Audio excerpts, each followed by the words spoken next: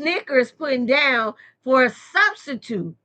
You know, I've heard it said before, and when I first heard it, I really didn't understand it, but I understand it better now. And some of you may understand what I'm saying. When you are looking and searching for Mr. Goodbar, a lot of times you just want a fire to be put out. So you really just want a fireman. That's it. You want a fireman. And so when you get your fireman, you end up with Mr. Snicker. But Mr. Snicker was able to put the fire out. So, okay, well, I'll deal with that. I'll deal with that until the next fire starts ablazing. And so now you've lowered your standard just to have that fire extinguished. And a lot of times, what we fail to realize is that Mr. Goodbar is really there and he's waiting, but he's waiting in the balance because he is watching you. And we don't realize that we're being watched. And so sometimes, just when Mr. Goodbar is getting ready to step forward, here you go, and you let your guard down. And Mr. Snicker, he got a good rap game.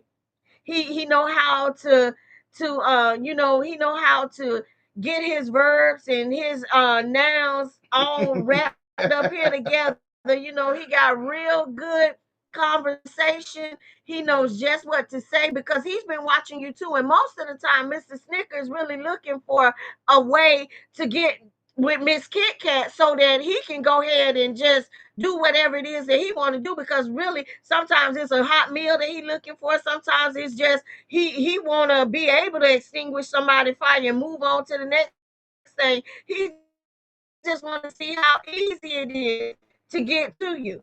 And so, right. And so this Checklist. is the stuff that we have to understand, because a lot of times when we end up with Mr. Snicker, we have dropped our standards. And that's because Mr. Snicker's been looking at you and he's looking and saying, you know what? I could never talk to her. I could never, she's too high class, and she really is all that. And Mr. Snicker has this image of you in his mind. And so now it's like a conquer thing. And when you drop your guard, hey, check Yeah, I mean, it's a checklist.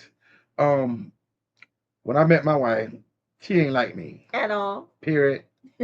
at all. But I had to tell her, this the man you looking for. You talking to your husband. She told me whatever, and I did like dirt on somebody's shoe. I You didn't know, say that.